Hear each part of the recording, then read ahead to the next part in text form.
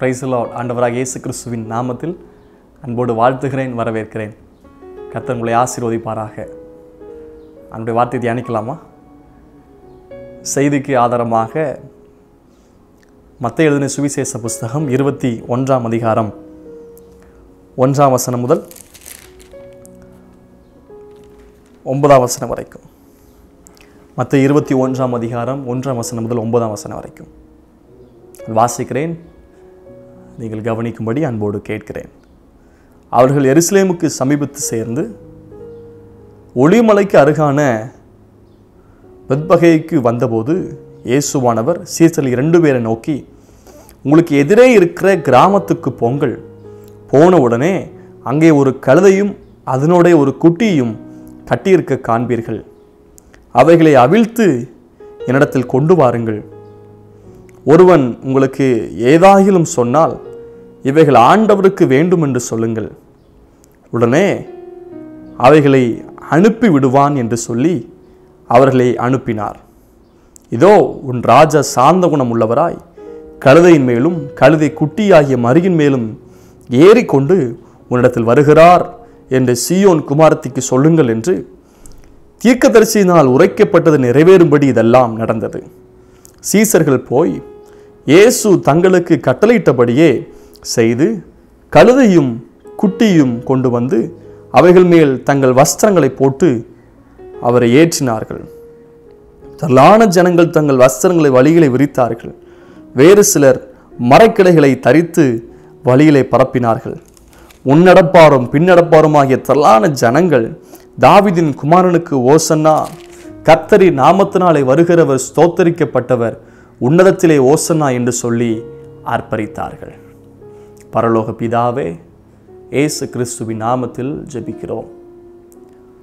வார்த்தை கர்த்தர் பேசுகிறவர், வார்த்தையாகிய தேவன், கிருபையினாலும் சத்தியத்தினாலும் நிறைந்தவராய் எங்களுக்குள்ளே வாசம் பண்ணுகிறவர். உடைய மகிமையை கண்டோம்.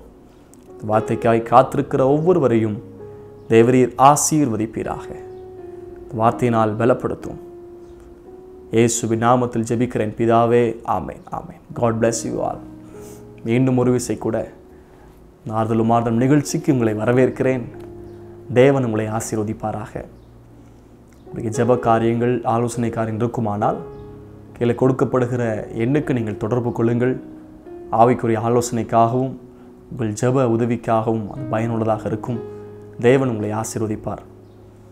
நிகழ்ச்சியினால் நீங்கள் ஆசீர்வதிக்கப்பட்ட விதத்தை குறித்து கூட நீங்கள் எங்களுக்கு தொடர்பு கொள்ளலாம். இன்றைக்கு நான் வாசித்த அந்த வேத பகுதியை உங்களுக்கு அதிகமாக பிரபலமான பகுதி. குறிப்பாக இங்கே ரட்சகராக இயேசு கிறிஸ்து வெற்றி பவானியாய் எருசலேமுக்கு வரும்போது திரளான ஜனங்கள் தாவீதின் குமாரனுக்கு ஓசன்னா, ஓசன்னா, உன்னதத்தில் ஓசன்னா, கர்த்தருடைய ஆலயத்திலிருந்து வருகிற ஸ்தோத்தரிக்கப்பட்டவர், கர்த்தருடைய நாமத்தினால் வருகிறவர் ஸ்தோத்தரிக்கப்பட்டவர் என்றெல்லாம் அவரை போற்றி புகழ்கிற சத்தங்கள். மிக முக்கியமாய் அவர் எதில் வருகிறார் என்றால் ஒரு கழுதையும் கழுதை குட்டியும் தெரிந்து கொண்டு அதிலே அவர் பயணித்து வருகிறார். இன்றைக்கு நாம் இதிலிருந்து கற்றுக்கொள்ள வேண்டிய வார்த்தை என்ன தெரியுமா? 3 வசனத்தை கவனிங்கள். மத்தேயு 21 அதிகாரம் 3 வசனம். ஒருவன் உங்களுக்கு ஏதாயிலும் சொன்னால் இவைகள் ஆண்டவருக்கு வேண்டும் என்று சொல்லுங்கள். ஏதாயிலும் சொன்னால் ஆண்டவருக்கு வேண்டும் என்று சொல்லுங்கள். நீங்கள் தேவனுக்கு வேண்டும். நீங்கள் தேவனுக்கு தேவை. நீங்கள் இயேசுவுக்கு தேவை. He needs you. But we used to say, we need you, Lord, Daddy. Yes, of course, it's right. அதை விட மேலாய் நீர் எனக்கு தேவை என்பதை சொல்லுகிறோம். அதையும் விட மேலாய் அவர் சொல்லுகிறார், அவைகள் எனக்கு தேவை. ஆண்டவருக்கு வேண்டும் என்று சொல்லுங்கள். ஆண்டவருக்கு வேண்டும். என்ன? எது ஆண்டவருக்கு வேண்டும்? என்ன தெரியுமா? வசனம் 2 வசனம் சொல்லப்படுகிறது, உங்களுக்கு எதிரே இருக்கிற கிராமத்துக்கு போங்கள். போன உடனே அங்கே ஒரு கழுதையும் அதனோட ஒரு குட்டியும் கட்டியிருக்க காண்பீர்கள். அவைகள் அவிழ்த்து என்னிடத்தில் கொண்டு வர. என்னிடத்தில் கொண்டு வாங்க, என்கிட்ட கொண்டு வாங்க. நீங்கள் ஆண்டவருக்கு தேவை, நீங்கள் என்கிட்ட வாங்க. வருத்தப்பட்டு பாரம் சுமக்கிறவர்கள் எல்லோரும் இடத்தில் வாருங்களுக்குள்ளே பாறுதலை தருவேன் என்று சொன்னவர். என்னுடைய நுகம் மிகவும் இலகுவாக இருக்கும். பாரத்தின் நுகத்தை எடுத்து போட்டு விடுதலை நுகத்தை தருகிறவர். ஆண்டவருக்கு வேண்டும் என்று சொல்லுங்கள். உங்களுடைய நேரம் ஆண்டவருக்கு தேவை, உங்களுடைய பிரயாசம் ஆண்டவருக்கு தேவை, உங்களுடைய பாடு ஆண்டவருக்கு தேவை, உங்களுடைய உழைப்பு ஆண்டவருக்கு தேவை, உங்களுடைய ஊழியம் ஆண்டவருக்கு தேவை, உங்களுடைய திறமை ஆண்டவருக்கு தேவை, உங்களுடைய காரியங்கள் ஆண்டவருக்கு தேவை. என்னிடத்தில் கொண்டு வாருங்கள். bring unto me, என்னிடத்தில் கொண்டு வாருங்கள். எதை குறித்து எழுதப்படுகிறது என்று சொன்னால் கழுதை குட்டியை குறித்து. இது விசேஷமாக அந்த வசனம் 5ஆம் வசனத்தை பார்த்தீங்கன்னா, தீர்க்கதரிசினால் உரைக்கப்பட்டது நிறைவேறும்படி இதெல்லாம் நடந்தது. It's already spoken by the prophet சகரியா. சகரியாவை கொண்டு தீர்க்க தரிசனமாக இந்த சம்பவத்தை குறித்து எழுதப்பட்டிருந்தது. இந்த நாம் வாசித்த இந்த 21ஆம் அதிகாரம், இதுல தீர்க்கதரிசிகளை கொண்டு பல காரியம் எழுதப்பட்டிருக்கிறது. கர்த்தருடைய ஆலயத்திலிருந்து வருகிற ஆசீர்வதிக்கிறோம், கர்த்தருடைய நாமத்தினால் வருகிறவர் ஸ்தோத்திரிக்கப்பட்டவர். இது கூட ஏற்கனவே 118ஆம் சங்கீதத்தில் கூட எழுதப்பட்டிருக்கிறது. கர்த்தரால் உண்டு, கர்த்தாவை ரட்சியும், கர்த்தாவை காரியத்தை வாய்க்க பண்ணும், கர்த்தருடைய நாமத்தினால் வருகிறவர் ஸ்தோத்திரிக்கப்பட்டவர், கர்த்தருடைய ஆலயத்திலிருந்து உங்களை ஆசீர்வதிக்கிறோம். இதெல்லாம் 118ஆம் சங்கீதத்தில். இது ஏற்கனவே இந்த வெற்றியின் பவானியை குறித்து தீர்க்க தரிசனமாக சங்கீதங்கள் எழுதப்பட்டிருக்கிறது. அதை குறித்து கூட சகரியாவின் தீர்க்க தரிசன புஸ்தகம் 9ஆம் அதிகாரம் 9ஆம் வசனத்தை கவனிங்கள். சீயோன் குமாரத்தியே மிகவும் களிகூறு, எருசலேம் குமாரத்தியே கெம்பீரி, இதோ உன் ராஜா உன்னிடத்தில் வருகிறார். அவர் நீதி உள்ளவரும் இரட்சிக்கிறவரும் தாழ்மை உள்ளவரும் கழுதையின் மேலும் கழுதையின் குட்டியாகிய மரியின் மேலும் ஏறி வருகிறவருமாய் இருக்கிறார். இந்த தீர்க்க தரிசனம் சகரியா தீர்க்க தரிசி மூலமாய் இந்த வெற்றியின் பவனியை குறித்து, கடைசியில் எருசலேமில் வெற்றியாய் வருகிறதை குறித்து அவர் தீர்க்க தரிசனமாக எழுதுகிறார். இதைத்தான் இங்கே பார்க்கிறோம். தீர்க்க தரிசி மூலமாய் சொல்லப்பட்டவைகள், அதாவது மத்தேயு 21:4, இதோ உன் ராஜா சாந்த குணம் உள்ளவராய் கழுதையின் மேலும் கழுதை குட்டியாகிய மரியின் மேலும் ஏற்றி கொண்டு உன்னிடத்தில் வருகிறார் என்று சீயோன் குமாரத்திக்கு சொல்லுங்கள் என்று தீர்க்க தரிசினால் உரைக்கப்பட்டவை நிறைவேறும்படிக்கு அதெல்லாம் நடந்தது. தீர்க்க தரிசினால் உரைக்கப்பட்டது நிறைவேறும். நான் கர்த்தருக்கு தேவை. என்னை குறித்து அவர் தீர்க்க தரிசனம் ஏற்கனவே உரைத்திருக்கிறார். நான் கர்த்தருக்கு தேவை, நீங்கள் கர்த்தருக்கு தேவை. உங்களை பற்றி ஏற்கனவே தீர்க்க தரிசிகள் மூலமாய் உரைக்கப்பட்டிருக்கிறார். வேதத்தில் மத்தையிலிருந்து நிறைய பார்த்தீங்கன்னா, சுவிசேஷ புத்தகங்களில் தீர்க்க தரிசினால் உரைக்கப்பட்டவைகள் நிறைவேறும்படிக்கு இதெல்லாம் நடந்தது. அவர் இயேசு கிறிஸ்துவுடைய பிறப்பை குறித்து தீர்க்க தரிசினால் உரைக்கப்பட்டது. அதை குறித்து கூட வேதம் சொல்லுகிறது, தீர்க்க தரிசினால் உரைக்கப்பட்டது நிறைவேறினது. யோவானுடைய பிறப்பை குறித்து, யோவான் காரியத்தை குறித்தும் எழுதப்பட்ட ஊழியத்தை குறித்தும் அதுவும் தீர்க்க தரிசனால் உரைக்கப்பட்டது நிறைவேறினது. பல காரியம் இயேசுவின் வாழ்க்கையில பல காரியம் தீர்க்க தரிசனால் உரைக்கப்பட்டவைகள் நிறைவேறின. இங்கே யாரை குறித்து எல்லாம் தீர்க்க தரிசனம் இருக்கிறது? எருசலேம் குமாரத்தியை குறித்து. எருசலேம் குமாரத்தி மிகவும் களிகூறு. சீயோன் குமாரத்தி குறித்தும் எருசலேம் குமாரத்தி குறித்தும் தீர்க்க தரிசனம் இங்க இருக்கிறது. வெற்றியாய் பவானி வருகிற இயேசு கிறிஸ்துவை குறித்தும் இங்கே தீர்க்க தரிசனம் இருக்கிறது.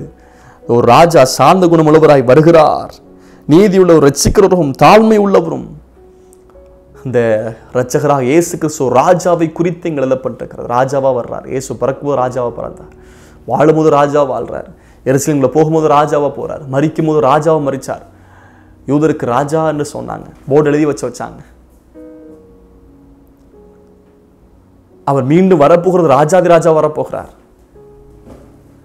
இயேசு கிறிஸ்துவை குறித்தும் இங்கே தீர்க்க தரிசனம் இருக்கிறது.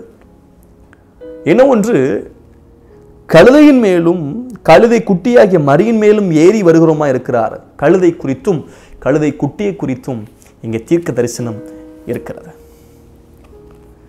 ஒரு கழுதையை வெற்றி பவனிக்காக பயன்படுத்தப்பட்டிருக்கிறது. காரணம், ஏற்கனவே இந்த கழுதை குறித்தும் கழுதை குட்டி குறித்தும் தீர்க்க தரிசனம் உரைக்கப்பட்டிருக்கிறது. தீர்க்க தரிசனால் உரைக்கப்பட்ட தீர்க்க தரிசனங்களை நிறைவேற்ற வல்லவர், வாக்கினால் சொன்னதை கரலினால் நிறைவேற்றுகிறவர். வார்த்தைகள் வீணாய் போவது இல்லை. எலியா தீர்க்கதரிசி கர்த்தர் பயன்படுத்தினார். அவர் சொன்னபோது மழை பெய்யல, சொன்னபோது மழை பெஞ்சது. சாரிபாத் வித வீட்டில் அற்புதம் நடந்தது. எலியா தீர்க்கதரிசி சொன்ன வார்த்தையின்படியே பஞ்சகால முடிவு வரைக்கும் பானையில மாவு குறையில, கலசத்துல என்ன குறையில, தீர்க்கதரிசி சொன்னதன்படியே தீர்க்கதரிசியினால் உரைக்கப்பட்டவைகள் நிறைவேறும். தேவனுடைய வாயிலிருந்து செயல்பட்டவர்கள். கழுதை குட்டியை குறித்து தீர்க்கதரிசனம் உரைக்கப்பட்டிருக்கிறது. இந்த கழுதை குறித்து நாம் தியானிக்க போகிறோம். நியாய பிரமாணத்தின் முறைமைப்படி இந்த கழுதை குறித்து பார்த்தோமானால் யாத்திராகம் 13ஆம் அதிகாரம் 13ஆம் வசனம், கழுதையின் தலையீற்றெல்லாம் ஒரு ஆட்டுக்குட்டியினால் மீட்டுக் கொள்வாயாக, மீட்காவிட்டால் அதன் கழுத்தை முறித்து போடு. கழுதையின் தலையீற்ற ஆட்டுக்குட்டினால மீட்கமா? மீட்கல்னா அதை கழுத்தை பிரித்து கழுத்தை முறித்து போடணுமா? தேவன் எவ்வளவு இரக்கம் உள்ளவர் பாருங்க. உடன்படிக்கை பெட்டியாக இரட்சகராக இயேசு கிறிஸ்துவை சுமப்பதற்கு ஒரு சாக்கியம் அந்த கழுதைக்கு கிடைத்தது. எனக்கு அருமையானவர்களே, ஒருவேளை கழுதையை போன்று பயன்படுத்த முடியாத அப்படிப்பட்ட அனுபவத்தோடு இருக்கலாம். நீங்கள் ஆண்டவருக்கு தேவை. இடத்துல கொண்டு வாருங்கள். பயன்படுத்த முடியாத சில பகுதிகள், பிரயோஜனமற்ற சில பகுதிகள் உங்களுக்கு இருக்குமானால் ஆண்டவருக்கு தேவை. அவரிடத்துல கொண்டு வாங்க. அதிகாரப்படுத்த முடியும். 5 அப்பம் 2 மீன் தான் இருந்தது. அது எல்லா ஜனங்களுக்கும் கொடுக்க முடியாது. 3 நாள் பசி, அதை சாப்பிட்டாலும் வயிறு நிறையாது. ஆனால் என்னிடத்துல கொண்டு வாருங்க. இயேசுவிடத்துல கொண்டு போய் கொடுத்த போது அவர் அதை ஆசீர்வதித்தார், பிட்டார். ஜனங்கள் திருப்தி அடைந்தார்கள். 12 குடம் மீதம் எடுத்தாங்க. திருப்தி அடைந்தது மாத்திரமல்ல, மீதம் எடுத்தார்கள். என் தேவன் ஆசீர்வதிப்பார். அவரிடத்தில் கொண்டு போகிற ஒவ்வொரு காரியத்தையும் அவர் ஆசீர்வதித்து பெருக பண்ணுகிறவர், மீதம் எடுக்க வைக்கிற கர்த்தர், திருப்தியாக்குகிற கர்த்தர். கொண்டு வாருங்கள். இந்த கழுதை குறித்து தியானிக்கலாம். இந்த கழுதை குறித்து ஏற்கனவே தீர்க்க தரிசனம் உரைக்கப்பட்டிருக்கிறது. வேத பகுதி 4 வேத பகுதியும் இருக்கிறது. மத்த 21ஆம் அதிகாரத்தில், மார்க் 11ஆம் அதிகாரம், லூக்கா 19ஆம் அதிகாரம், யோவான் 12ஆம் அதிகாரம் இந்த சம்பவங்கள் இருக்கிறது. இப்போ இங்கே பார்க்கிறோம், இயேசு 2 பேர் சீசர்கிட்ட சொல்கிறாங்க, உங்களுக்கு எதிரே இருக்கிற கிராமத்துக்கு போங்கள். 2ஆம் வசனம், எதிரே இருக்கிற கிராமத்துக்கு போங்கள். போன உடனே ஒரு கழுதை மதனோடு ஒரு குட்டியும் கட்டியிருக்க காண்பீர்கள். கிராமத்தில் உள்ள கழுதை.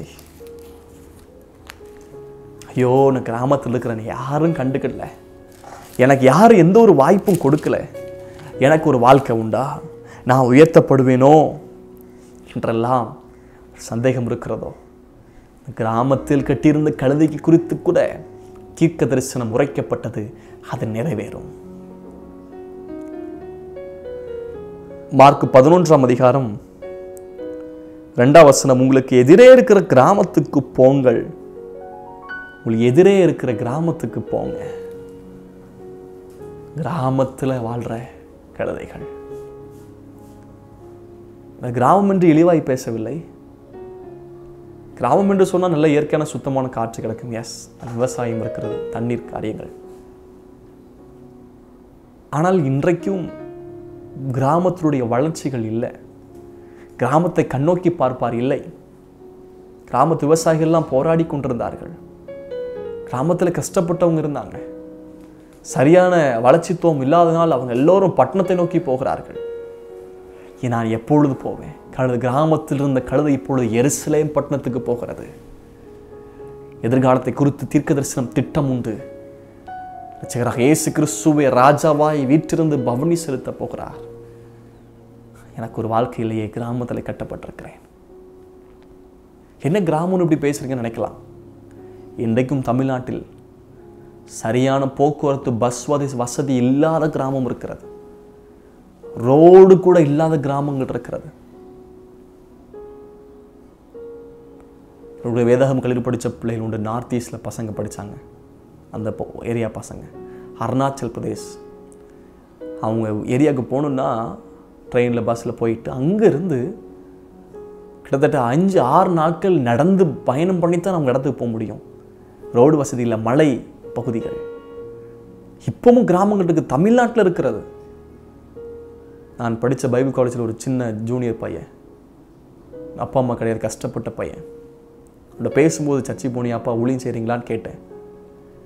இல்லை பாஸ்டர், 8 கிலோமீட்டர் நடந்து போகணும். சைக்கிள், கார் கிடையாது, பஸ்ஸு கிடையாது, பைக் கிடையாது. ஏமா இப்பவும் இருக்கிறது மின் விளக்கு, சரியான மின்சார வசதி இல்லாமல். மருத்துவ வசதி இல்லாமல், வாகன போக்குவரத்து வசதி இல்லாமல், கல்வி வசதிகள் இல்லாமல் இன்றைக்கும் கிராமங்கள் இருக்கிறது. இந்த வார்த்தையை நீங்கள் கவனித்துக் கொண்டிருக்கிற உங்களுக்குள் இப்படிப்பட்ட ஒரு காரியம் இருக்கலாம். ஐயோ, என்னை யாரும் எடுத்து பயன்படுத்த முடியாத நிலைமையில் எனக்கு ஆசை இருக்குது, என்னை தூக்கி வெளியே கொண்டு போகலை, என்னை பயன்படுத்தலை, வெளியே பட்டங்களுக்கு கொண்டு போகல, நான் இப்படி கிராமத்தில் அடைக்கப்பட்டவன் போல எனக்கு ஒரு வளர்ச்சி இல்லாமல் நான் இருந்து கொண்டிருக்கிறேன் என்கிற நிலைமையோடு கவனிக்கிறீர்களோ? இந்த கழுதைக்கு குறித்து தீர்க்க தரிசனம் உரைக்கப்படுவது சகரியா மூலமாய் அது நிறைவேறும். உங்கள் மேலே கர்த்தர் வைத்திருக்கிற தீர்க்க தரிசனங்களை நிறைவேற்ற வல்லவர். காத்திருங்கள். இது கிராமத்தில் இருந்த கழுதை. 2வது 21ஆம் அதிகாரம் அதே 2ஆம் வசனத்தில், எதிரே இருக்கிற கிராமத்துக்கு போங்கள், போன உடனே அங்கே ஒரு கழுதையும் அதனோடு கூட ஒரு குட்டியும் கட்டியிருக்க காண்பீர்கள். அதைத்தான் இங்கே சொல்றாரு மார்க் 11:2. எதிரே இருக்கிற கிராமத்துக்கு போங்கள், அதிலே பிரவேசித்த உடனே மனுஷர் ஒருவரும் ஒரு காலம் ஏறாத ஒரு கழுதை குட்டி கட்டியிருக்க காண்பீர்கள். கட்டப்பட்ட கழுதை. கிராமத்தில் இருக்கிற கழுதை. 2வது கட்டப்பட்ட கழுதை. ஐயோ, நான் கட்டப்பட்டிருக்கிறேன், சுதந்திரமாக எதுவும் ஒன்று செய்ய முடியல, நான் கட்டப்பட்டிருக்கிறேன். கட்டுகளை குறித்து வேதத்தில் பல காரியம் சொல்லப்பட்டிருக்கிறது. அப்போஸ்தலர் 8ஆம் அதிகாரம் 23ஆம் வசனம் பாவக்கட்டு. நீதிமொழிகள் 5ஆம் அதிகாரம் 22ஆம் வசனம் பாவ கயிர்களால் கட்டு. லூக்கா 13ஆம் அதிகாரம் 16ஆம் வசனம் சாத்தானின் கட்டு. இப்படி கட்டப்பட்ட கழுதை.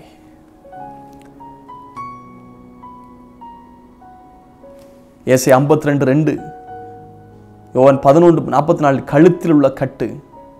மார்க் 5ஆம் அதிகாரம் 2-5 வரைக்கும் பார்த்தீங்கன்னா சங்கிலினால் கட்டு. சங்கீதம் 18:4 மரணக்கட்டு. சங்கீதம் 18:5 பாதாள கட்டு. கட்டப்பட்ட நிலைமை. ஐயோ, கட்டப்பட்டிருக்கிறேன், சுவிசேஷத்துக்காக கட்டப்பட்டிருக்கிறேன். கட்டப்பட்ட நிலைமை. கிராமத்தில் இருக்கிற கழுதை, கட்டப்பட்ட கழுதை. ஆனால் பாருங்க, அதை அவிழ்த்து கொண்டு வாருங்க. இயேசுவுக்கு தேவை, நீங்கள் அவிழ்க்கப்படுவீர்கள், அவிழ்க்கப்படும். அடுத்தது இந்த கழுதை என்ன அப்படின்னா, மார்க் 11ஆம் அதிகாரம் 2ஆம் வசனம், ஒருவரும் ஒரு காலும் ஏறிடாத ஒரு கழுதை குட்டி. ஒருவரும் ஒரு காலும் ஏறிடான், ஒருவரும் ஒரு காலும் பயன்படுத்திடாத. ஐயோ, என்னை யாரும் பயன்படுத்தலை, எனக்கு திறமை இருக்குது, எனக்கு அனுபவம் இருக்குது, எனக்கு அறிவு இருக்குது, டேலண்ட்ஸ் இருக்குது, இது பண்ணுவதற்கு ஏதுவான சில சூழலும் இருக்குது, என்னை யாரும் பயன்படுத்தலையே, ஒருவரும் இல்லையே. 38 வருஷமாக வியாதி கொண்ட மனுஷன் பெதஸ்தா குளத்து பக்கத்தில் உட்கார்ந்து போது சொல்கிறான், என்னை தூக்கி கொண்டு போகிறதுக்கு யாரும் இல்லை. Nobody is there to bring me. யாரும் இல்லை, தனிமையாக இருக்கிறேன். ஒரு காலம் ஏறிடாத கழுதை. அந்த கழுதை மேலேயும் தீர்க்க தரிசனம் இருந்தது. இது வரைக்கும் யாரும் பயன்படுத்தலையோ, யாரும் வாய்ப்பு கொடுக்கலையோ, ஒரு பெரிய வாய்ப்பு இருக்கிறது. அன்றைக்கு கர்த்தர் பயன்படுத்த போகிறார். தேவனுக்கு மகிமை உண்டாக போகிறது. அந்த மகிமையை உங்கள் மூலமாக வருகிற மகிமையாய் மாறப்போகிறது. ஹல்லேலூயா. விசுவாசியுங்கள். ஒருவரும் ஒரு காலம் பயன்படுத்திடாத கழுதை. அடுத்தது இந்த கழுதை குறித்து எழுதப்பட்டிருக்கிறது. 4ஆம் வசனம் மார்க் 11ஆம் அதிகாரம் 4. அவர்கள் போய் வெளியே இருவழி சந்தியில் ஒரு வாசல் அருகே கட்டியிருந்த அந்த குட்டியை கண்டு அவிழ்த்தார்கள். வெளியே இருவழி சந்தியில கட்டியிருந்த கழுதை. ஐயோ, என் ஜீவி அங்கேயா இங்கேயா, எனக்கு எந்த பாதை சந்தேகத்துக்குரிய பகுதி. ஐயோ, என் வாழ்க்கை எப்படி தெரியலையே, அங்கே கட்டப்பட்டிருக்கிறேனே, அங்கே கட்டப்பட்டிருக்கிறேனே, என் வாழ்க்கை எங்கே, நான் எங்கே போகணும்னு தெரியலையே, என் வாழ்க்கை எப்படின்னு தெரியல, என் படிப்பு என்னன்னு தெரியலையே, எதிர்காலம் என்னன்னு தெரியல, என் திருமணம் என்னன்னு தெரியல, என் பிள்ளைகள் என்னன்னு தெரியலையே, இருவழி சந்தியில் கட்டப்பட்டிருக்கிறேனே, எனக்கு ஒரு வாய்ப்பு இருக்கா, எனக்கு ஒரு வாய்ப்பு இல்லையா? சந்தேகத்துக்குரிய குழப்பத்துக்குரிய பகுதியில் இருக்கிற கழுதை. குழப்பம் வேண்டாம், இந்த பாதை அல்ல, புதிய பாதையை கர்த்தர் வச்சிருக்கிறார். அந்த பாதை எருசலேமுக்கு போகிற பாதை. கர்த்தர் எருசலேமுக்கு வெற்றி பவனியாக போக போகிறார். ஒரு நாள் எருசலேமுக்கு சீசர்களும் இயேசுவும் போகும்போது அதை தடை பண்ணுனாங்க. லூக்கால பார்க்கிறோம். உள்ள உடலை அனுமதி கொடுக்கல. சீசர்கள் சொல்கிறாங்க, எலியா அக்னி அறைக்கு அழிச்சதுமா நம்ம அக்னி அழிச்சு அழிச்சிருவோம்னு சொல்கிறாங்க. அப்போ உள்ள உடலை இப்பொழுது வெற்றியாய் பவனியாக இயேசு போக போகிறார். திரளான ஜனங்கள் சத்தமிட போகிறார்கள். தாவீதின் குமாரனுக்கு ஓசன்னா. ஓசனா என்றால் ஓ சேவ் அஸ் நவ் லார்ட் என்ற அர்த்தம். இப்பொழுது என்னை ரட்சியும் என்ற அர்த்தம். தாவீதின் குமாரன் எனக்கு இறங்கும் என்ற அர்த்தம். கர்த்தாவே இரட்சியும், கர்த்தாவே காரியத்தை வாய்க்க பண்ணும் என்ற அர்த்தம். அதற்கு கழுதை பயன்படுத்தப்படுகிறது.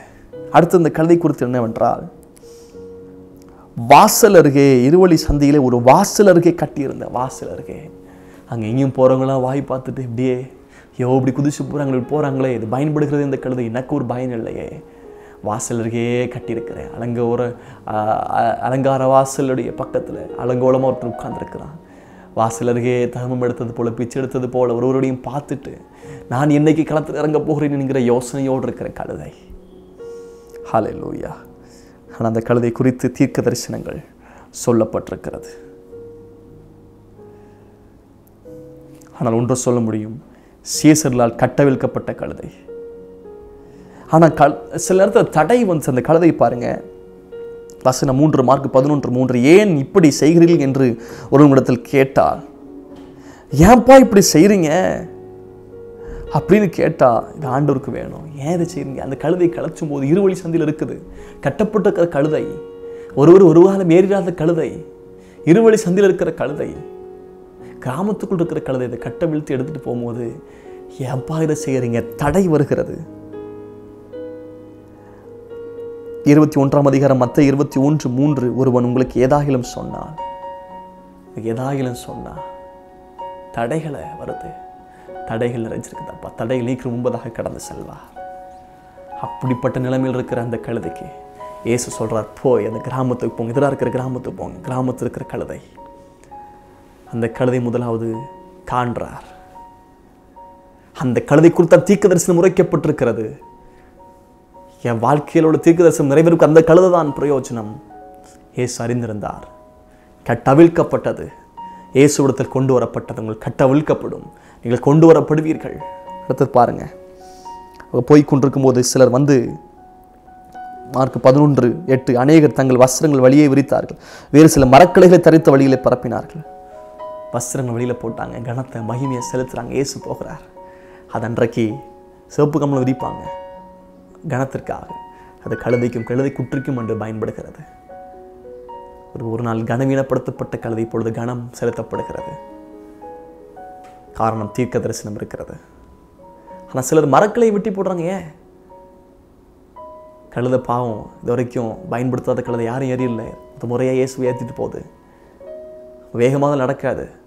மரக்களை போட்டு தடுத்து கீழே விழு வச்சிடலான்னு யோசிக்கிறாங்க.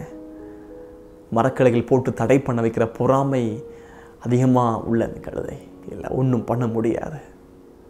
கணம் செலுத்தப்பட்டது, மகிமை செலுத்தப்பட்டது. கழுதையை குட்டியும் மத்த 21:7, அந்த 6ஆம் வசனம் பார்த்தீங்கன்னா, சீசர்கள் போய் இயேசு தங்கள் கட்டளையிட்டபடியே செய்து கழுதையும் குட்டியும் கொண்டு வந்து அவைகள் மேல் தங்கள் வஸ்திரங்களை போட்டு அவரை ஏற்றினார்கள். வஸ்திரங்களை மேலே போட்டு அவரை ஏற்றினாங்க. தீர்க்க தரிசனம் நிறைவேறுகிறது. நான் ஒரு கழுதையை போல இருக்கிறேனே, என் வாழ்க்கையில் நிறைவேறுமான்னு யோசிக்கிறீங்களோ, நிறைவேறும். கர்த்தர் சொல்ல ஆகும், அது கட்டளை நிற்கும். அவர் பொய் சொல்ல மனிதன் அல்ல, மனமாற மனுபுத்தர் அல்ல.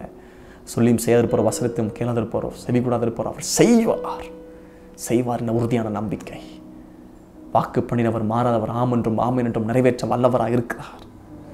நம்போதற்கு ஏதோ உள்ளாத நம்பிக்கையோடு விசுவாசித்தான். கர்த்தர் செய்வார். இந்த பகுதியில் பார்த்தீங்கன்னா 3 காரியம். இந்த ஹம்பிள் கிங், சாந்த குணம் உள்ளவராக, அந்த சகரியால பார்க்குறோம். தாழ்மை உள்ளவராக அந்த ஹம்பிள் கிங். அடுத்தது பார்த்தீங்கன்னா த ஹாப்பி க்ரௌட், திரளான ஜனங்கள், பின்னடப்போகிற தாவீது குமாரனுக்கு ஓசன்னா. வெற்றியாக வரும்போது அன்றைக்கு அந்த கழுதைக்கும் ஆண்டவருக்கும் எருசலேமுக்கும் மகிமை உண்டாகுது. த ஹாப்பி க்ரௌட். அதே சமயத்தில் பார்த்தீங்கன்னா இந்த ஹேட்ஃபுல் லீடர்ஸ், அவர் செஞ்ச அடையாளத்திலாம் பார்க்கும்போது வேதபாரர் பரிசேயரும் கண்டு கோபம் அடைகிறாங்க. இருக்கட்டும், தாழ்மை உள்ள ஜெயம் உள்ள ராஜா மேலே இருக்கிறார். சுற்றிலும் ஆர்ப்பரிக்கிற ஆராதிக்கிற ஜனங்கள் இருக்கிறார்கள். இது வர்ற பிரச்சனையெல்லாம் கண்டு சோர்ந்து போவதில்லை. கிராமத்தில் இருந்தேன், கட்டியிருந்தேன், என் மேலே தீர்க்க தரிசனம் இருந்ததை தீர்க்க தரிசனத்தை ஆண்டவர் நிறைவேற்றுகிறார். உங்களுக்கு நான் தீர்க்கமாய் சொல்ல முடியும். என்னை குறித்து தீர்க்க தரிசனத்தினால் உரைக்கப்பட்ட வார்த்தைகள் இருக்குமானால், தீர்க்க தரிசனால் சொல்லப்பட்ட வார்த்தை இருக்குமானால், கண்டிப்பாக நிச்சயமாய் அது நிறைவேறும். நான் கட்டப்பட்டிருக்கிறேனே, கட்டவிழ்க்கிற தேவன் ஒருவர் இருக்கிறார். குமாரன் உங்களை விடுதலையாக்கினால் மெய்யாகவே நீங்கள் விடுதலை ஆவீர்கள். சத்தியத்தை அறிவீர்கள், சத்தியம் உங்களை விடுதலையாக்கும். வசனத்தினால் விடுதலையாக்கும் கர்த்தருடைய வசனம், சத்தியத்தினால் விடுதலையாக்கும் சத்தியம். வசனமே சத்தியம். சத்தியத்து மறிகள் சத்தியம் உங்கள் விடுதலையாக்கும். வசத்தினால் பரிசுத்தமாக்குகிறவர்.